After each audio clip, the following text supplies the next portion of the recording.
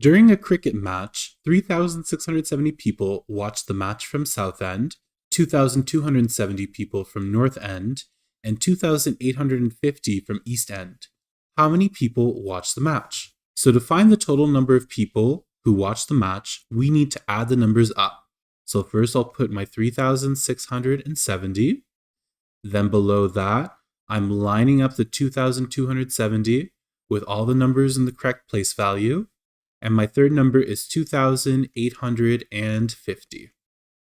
So I line all of those up, put a plus sign, and I start. 0 plus 0 plus 0 is 0. 7 plus 7 is 14. Plus 5 is 19. 1 plus 6 is 7. Plus 2 is 9. Plus 8 is 17. I need to regroup the one up here. 1 plus 3 is 4. Plus 2 is 6. Plus 2 is 8. So the total amount of people who watched the cricket game is 8,790 people.